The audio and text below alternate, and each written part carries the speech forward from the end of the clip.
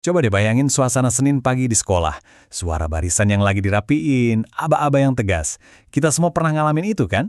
Tapi, pernah kepikiran gak sih, di balik semua rutinitas yang kayaknya udah otomatis itu, ternyata ada semacam buku panduan resminya.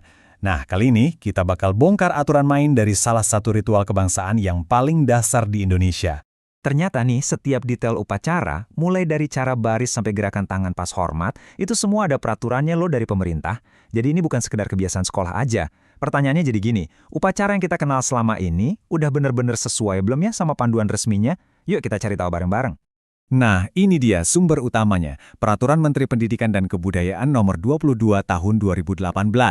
Kedengarannya emang formal banget ya, tapi anggap aja ini kayak blueprint yang dirancang biar upacara bendera di semua sekolah se-Indonesia itu seragam dan punya makna yang sama. Sekarang, ayo kita bedah isinya. Oke, pertama-tama kita mulai dari pertanyaan yang paling mendasar dulu deh. Kenapa sih sebenarnya kita harus ngadain upacara bendera? Ternyata peraturan ini ngasih jawaban yang dalam banget. Ini bukan cuma soal kewajiban baris berbaris, tapi ada tujuan-tujuan besar di baliknya. Menurut pasal 3 di peraturan ini, ada 6 tujuan utama.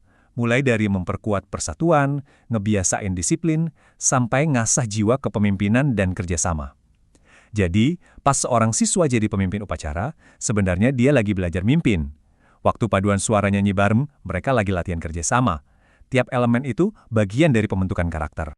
Dari keenam tujuan tadi, poin yang ini nih puncaknya. Inti dari segalanya. Seluruh rangkaian upacara, dari bendera naik sampai amanat pembina, semuanya itu muaranya cuma satu, bikin rasa cinta kita sama Indonesia makin kuat.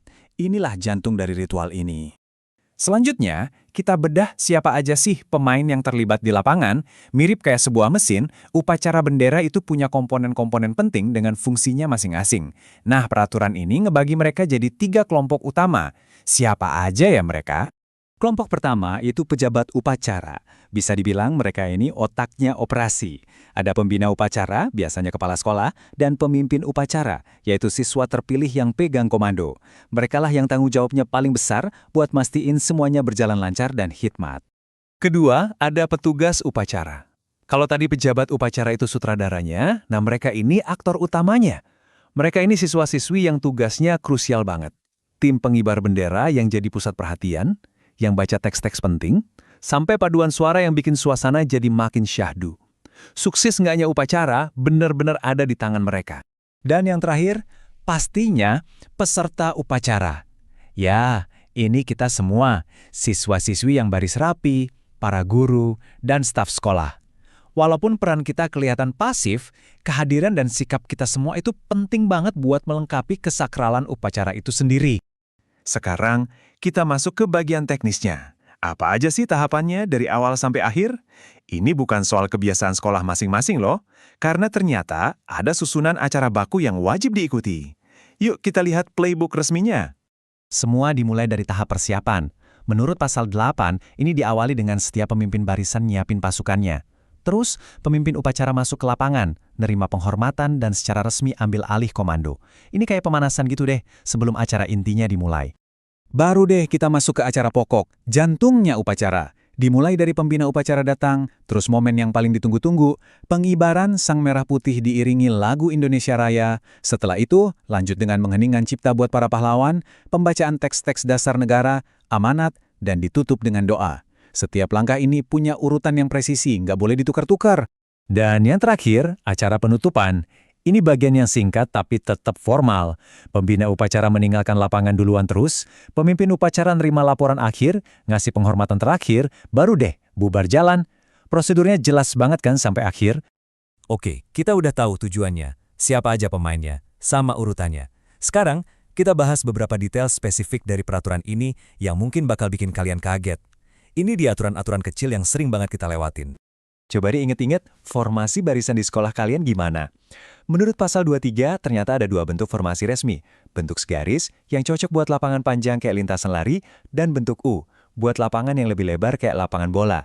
Jadi pemilihan formasi itu bukan kebetulan, ada pertimbangan teknisnya juga. 3. Angka yang simpel ya, tapi dalam konteks upacara bendera, angka ini nunjukin salah satu aturan yang paling sering dilanggar di hampir semua sekolah. Aturan apa tuh? Nah, ini dia jawabannya. Mungkin ini bakal bikin kamu kaget. Menurut pasal 18, lagu kebangsaan Indonesia Raya itu resminya punya 3 stanza. 3 loh, bukan cuma 1 stanza yang biasa kita nyanyiin tiap hari Senin. Dan poin pentingnya itu bukan cuma soal jumlah stanza. Peraturan ini secara jelas bilang kalau lagu Indonesia Raya itu harus dinyanyikan secara lengkap dalam 3 stanza pas upacara.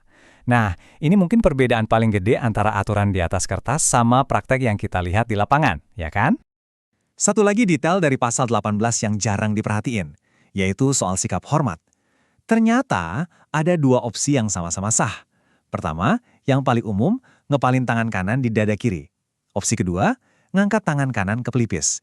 Dan perhatiin deh, apapun pilihannya, tangan kiri harus selalu lurus ke bawah dengan posisi mengepal. Spesifik banget kan? Jadi, dari sebuah rutinitas yang kita anggap biasa, ternyata kita nemuin sebuah prosedur yang kaya akan makna, tujuan, dan detail-detail yang presisi. Upacara bendera bukan lagi sekedar baris berbaris. Pertanyaannya sekarang buat kamu, dengan semua pengetahuan baru ini, pas upacara bendera berikutnya, detail apa nih yang bakal kamu perhatikan untuk pertama kalinya?